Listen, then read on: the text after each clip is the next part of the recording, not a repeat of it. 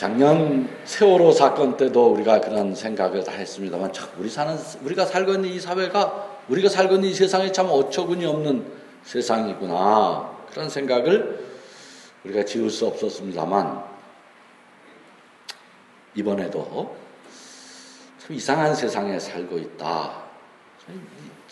이게 합리적으로 잘 이해가 되지 않는 일들이 참 많은 세상에 살고 있다는 것을 다시금 절감합니다. 이번 우리나라에 있었던 이 메르스 사태를 보면서 전 세계 의료 전문가들이 놀랬다고 하지 않습니까?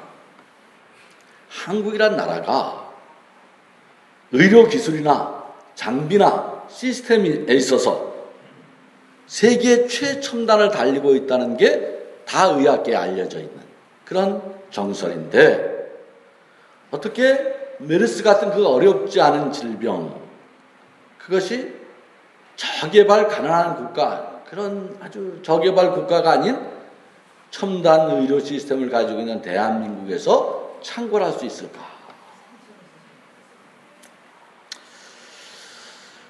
이게 의문이에요. 사실은 이게 의학계가 주목하고 있는 거예요.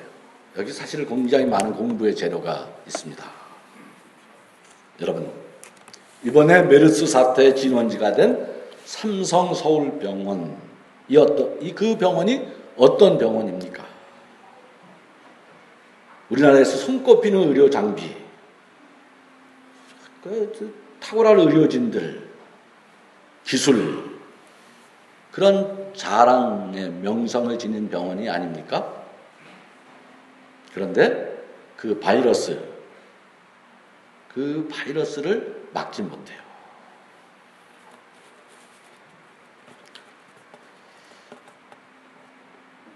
많은 의미가 있죠. 한번 깊이 생각해 볼 문제가 이 속에 담겨져 있어요. 이렇게 얘기해요. 삼성서울병원에서 나오니까 언론이, 매스컴이 이번에 삼성이 뚫렸다, 이렇게 다 활자들을 뽑아요. 그랬더니 삼성은 뭐라 그럽니까? 삼성은 야, 왜 우리가 뚫린 거냐? 대한민국이 뚫린 거지. 그래서 논쟁이 붙어요. 삼성이 뚫렸나? 대한민국이 뚫렸나?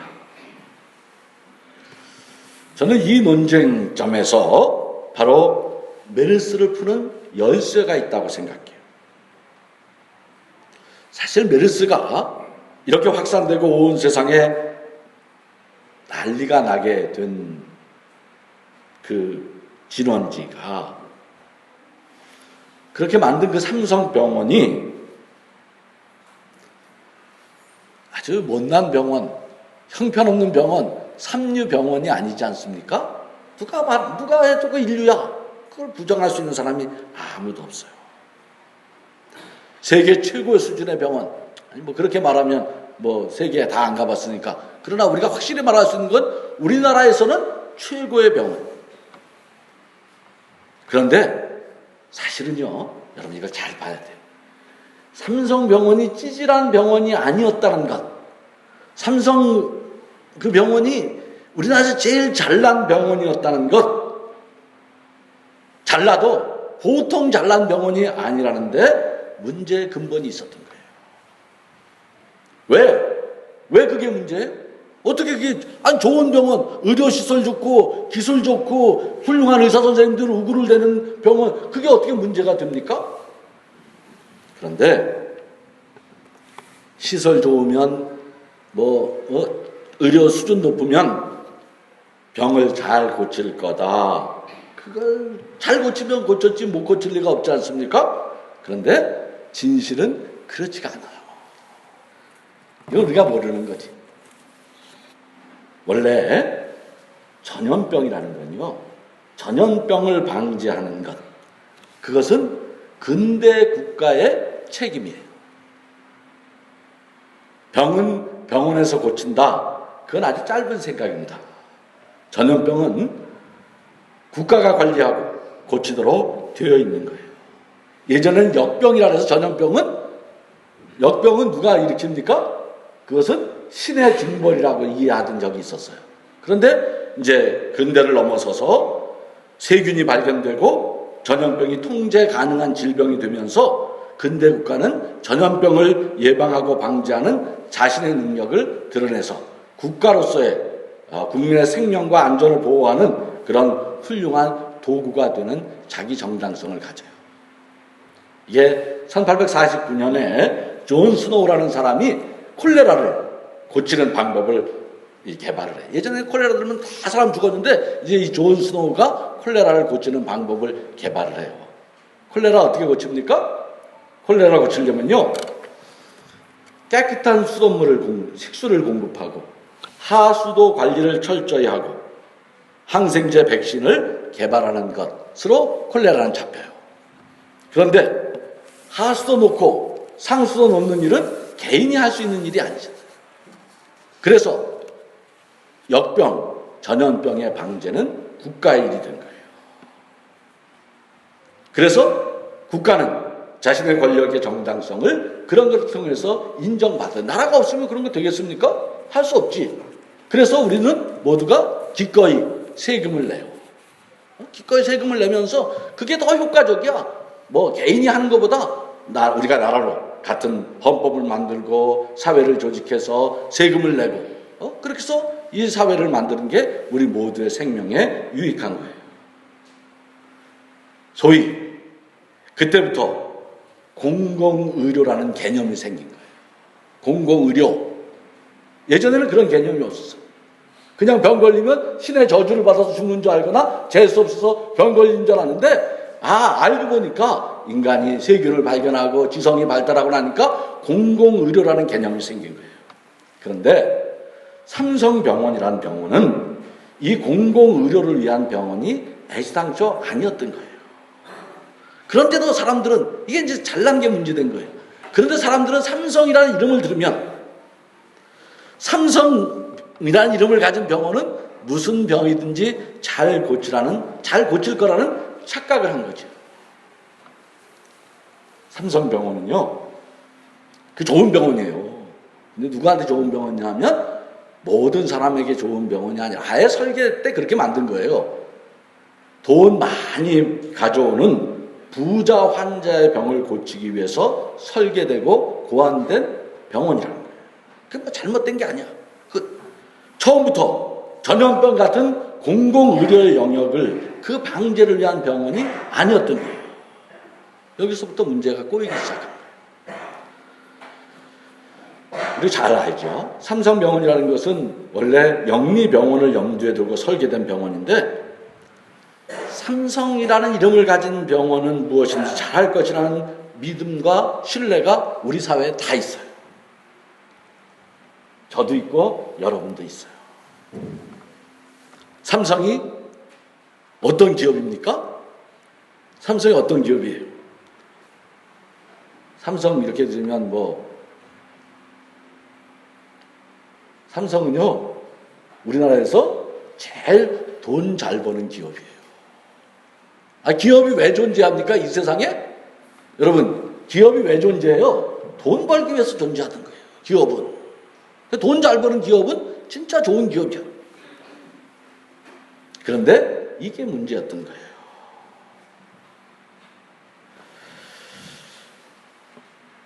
돈을 잘 버니까, 삼성이 돈을 잘 버니까 뭐도 많습니까? 정보력도 세고, 당연히 정치권이나 정부에 대한 로비력도 가장 센 기업이 된 거죠. 그런데 그게 바로 자신의 발등을 찍는 거예요. 아주 쉽게 막을 수 있었던 병을 키운 원인이 된 거예요. 앞에서 말씀드린 것처럼 전염병의 예방과 방제는 국가의 책임입니다. 그런데 이번에 우리 정부는 이 일에 실패했습니다. 모든 언론들이 정부가 무능했다고 질타해요. 그런데 저는 생각이 달라요. 그건 사실 정확한 표현이 아니야. 진실을 드러내고 있는 표현이 아니에요. 단지 무능해서 일이 이렇게 됐다고 하면 공부해서 유능한 정부가 되는 일은 그렇게 어려운 일이 아니에요. 무능한 사람이 유능한 사람이 되는 건 그렇게 어려운 일이 아니야. 그런데 문제는 그렇게 간단치가 않아요. 그렇게 단순히 보면 우리는 메르스를 이겨낼 수가 없어요. 왜냐하면 문제는 단순히 정부가 무능했기 때문이 아니기 때문에 그런 거예요. 처음부터 정부는 삼성병원이 병의 진원지라는 것을 알고 있었어요. 사람들이 병원을 공개해야 이걸 막을 수 있다 막 얘기해도 말 안 해요. 왜? 삼성이 얼마나 힘이 센 기업입니까? 그래서 숨겨준 거예요. 빨리 병원 이름을 알리고 필요한 조치를 하는 대신 삼성이 그렇게 말해. 야, 우리가 알아서 할 테니까 조금만 기다려달라. 그렇게 말하지 않았겠습니까? 그 힘센 삼성이 알아서 한다는데 정부가 무슨 말이 필요하겠습니까? 삼성은 정부보다 유능하다. 우리 시대의 상식이에요. 여러분 글쎄 모르겠어요. 삼성과 정부가 어느 게 더 유능할까?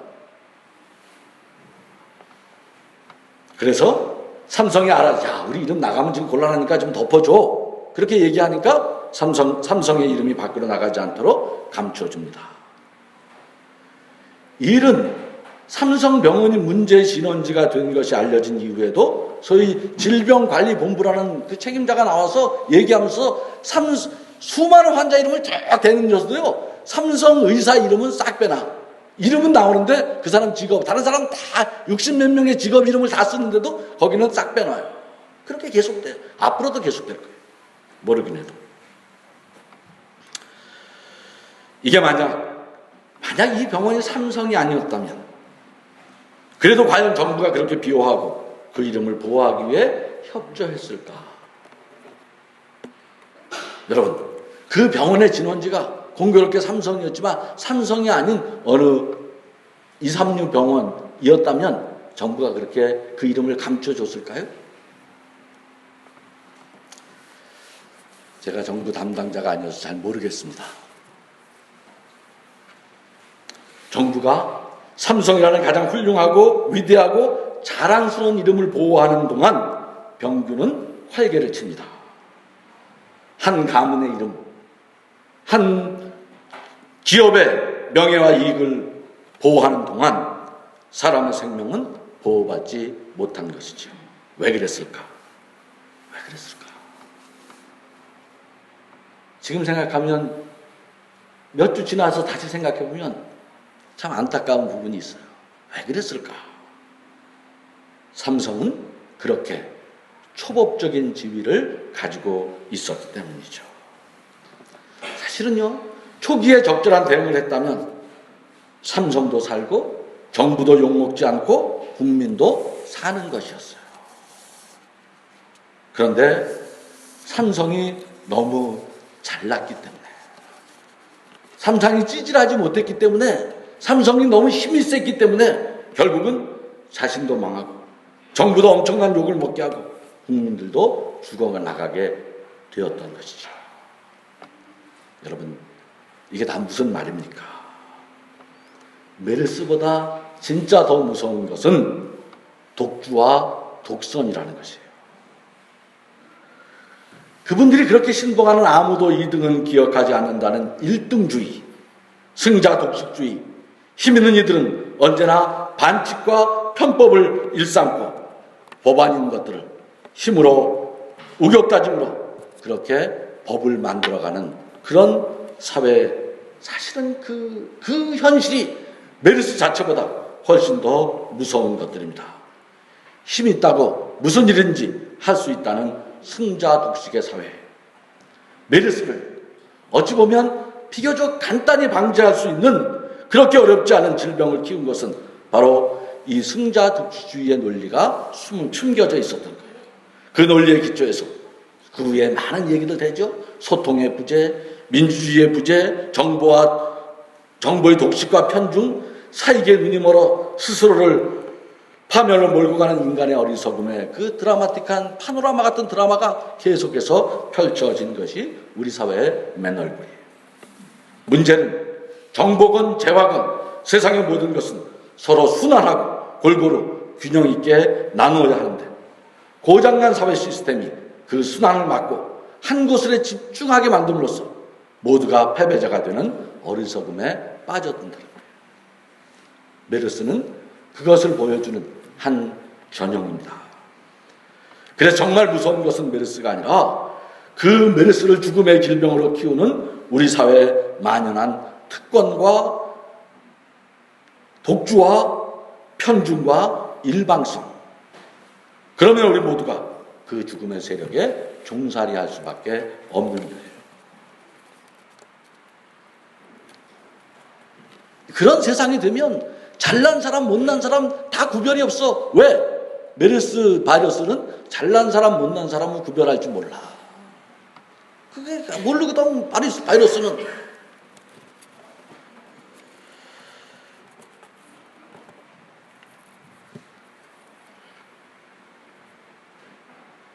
왜 그렇게 삼성 의료진들이 병에 많이 걸립니까? 그분들이 의사 중에서도 대단히 실력 있는 의사들이 아닙니까? 삼성병원 의사 정도 되려면 나름 다 꽤 그 분야에서 능력을 인정받는 분들이 아니겠습니까? 그래도 막지 못하는 거예요. 잘 보십시오. 정말 무서운 것은 세상에 순환이 막혀 있다는 것이. 그래서 모든 것이 한쪽으로 치우친 상태가 되었어요. 소위 양극화 현상이라고 우리가 말하지 않습니까? 지난 4년 동안 삼성의 자산은 73%가 늘어났어요. 우리나라 10대 재벌은 자산은 53%가 증가했습니다. 재벌 평균보다 월등히 높은 수치예요. 물론 재벌 아닌 사람들은 말할 것도 없지. 소위 상위 1%의 한 사람당 상위 1%, 한 사람당 4억을 버는 동안에, 그 기간에 하위 20%는요, 4억 버는 동안, 4억 자산이 느는 동안 하위 20%는 5만 원 늘어요. 5만 원. 어떻게 이런 일이 가능합니까?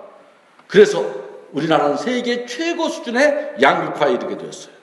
중소기업과 자영업자들은 갈수록 힘이 들고 중소기업 노동자들은 대기업 노동자들의 절반의 임금이. 정규직과 비정규직이 한쪽에서는 오른쪽 바퀴를 달고 왼쪽에서는 왼쪽 바퀴를 달는 똑같은 일을 해도 정규직과 비정규직의 임금은 반토막이에요. 외국인 노동자들은 어떤 처우를 받고 있습니까? 우리나라 저임금 노동자 비중은 OECD 국가 중 1위예요. 그런 가운데 소위 소득 하위 20% 가계부채는 해마다 25%씩 늘어나요. 평균 가계부채 증가율의 3배. 이게 우연히 그렇게 된 게 아니에요. 그래서 살다 보니까 그렇게 된 게 아니에요. 독점 재벌 중심의 경제와 빈약한 복지 때문에 초래된 결과일 뿐이에요. 우리나라 사회복지 비중은 OECD 국가 최하위, GDP 대비 8 내지 9%예요. OECD 평균은 20%입니다. 북구 유럽이나 불란서는 30%가 넘습니다. 이런 사회적 지표는 한마디로 가난한 사람은 어떻게 되라는 거예요? 가난한 사람은 빚으로 살든지, 빚으로 살라는 거. 빚으로. 너는 버스비 200원 오르는데 1년 동안 5만 원 소득 늘어가지고 빚 안 질 수 있습니까? 한 달 교통비도 최산이 안 맞잖아요. 5만 원 들어가지고는. 이게 정상적인 사회로 작동할 수 없는 것이에요. 전 세계 모든 사회학자들이 이구동성으로 하는 말이, 이건 지속 가능한 사회 시스템이 아니라 그래요. 우리가 모르고 그냥 사는 거지. 오늘 아모스 선지자는 우리에게 경고하고 있지 않습니까? 우리가 겉으로 보면 화려하고 근사한 사회인 것 같지만 이렇게 말해요. 오늘 구절에 이렇게 말해요. 그분은 강한 자도 갑자기 망하게 하고 견고한 산성도 폐허가 되게 하신다. 정의를 저버리고 이기와 탐욕에 사로잡혀서 저 혼자만 잘 살려고 하면 무슨 일이 벌어질지 굳이 이런 성경을 보지 않아도 어쩌면 알 수 있는 것이겠죠. 우리가 세상을 속일 수 있어요. 심지어는 나 자신을 속일 수도 있어. 저는 가끔 나 스스로를 속이잖아요, 우리가. 그러나 하나님은 속일 수가 없어요. 그게 문제라니까. 하나님이 적당히 속아주면 되는데 하나님은 속일 수가 없다는 거예요. 그래서 성경은 너희들이 저지른 무수한 범죄와 엄청난 죄악을 나는 다 알고 있다. 너희는 의로운 사람을 학대하고 뇌물을 받고 법정에서 가난한 사람들을 억울하게 하였다. 12절 말씀. 이런 불평등과 반칙과 독점을 계속하면 우리는 메르스보다 더 큰 재앙을 만날 수밖에 없다는 것이 성경의 진단인 것이죠. 진정으로 메르스보다 무서운 것은 하나님의 심판입니다. 물론 사는 길이 있어요. 어서 속히 우리의 걸음을 멈추고 하나님께로 돌아가는 거예요. 그래서 오늘 14절은 권고하고 있지 않습니까? 너희가 살려면 선을 구하고 악을 구하지 말아라. 메르스 사태는 사회적 회개를 요청하고 있어요. 모든 것이 한 곳으로 집중되면 모두가 망한다는 것을, 함께 더불어 사는 길로 돌아서지 않고 지금의 상태를 계속하면 언제나 제2의 제3의 메르스 사태가 오고야 만다는 것을 오늘 성서가 증언하는 거예요. 메르스는 백신이 없다 그래. 메르스는 백신이 없다 그래. 그 작은 뉴스가 그런 얘기를 해. 제가 그걸 들을 때마다 사실은 메르스가 우리의 예방약이야. 메르스가 우리의 백신이구나. 우리가 이 메르스를 보고 우리의 삶을 돌이키면 이 예방주사를 우리가 맞고 우리가 삶을 돌이킬 수 있다면, 그래서 사회의 약자들을 잘 돌보고 재판을 공정하게 하고 정부가 힘있고 돈 있는 사람들 편만 들지 말고 공정하게 법과 원칙을 지켜나가면 우리는 메르스 없는 세상에 살게 될 것입니다. 그러나 이 메르스의 경고를 무시하면 오늘도 오늘의 메르스와는 비교할 수 없는 더 무서운 또 다른 메르스의 세상이 될 수밖에 없다는 거예요. 메르스보다 더 무서운 하나님의 심판을 멈추기 위해 악을 미워하고 선을 사랑하는 우리 모두가 되기를 바랍니다. 하나님, 메르스의 아픔을 저희가 잘 이겨내고 당신의 사랑 가운데 저희들의 발걸음을 돌이키게 하여 주옵소서. 예수님의 이름으로 기도하옵나이다.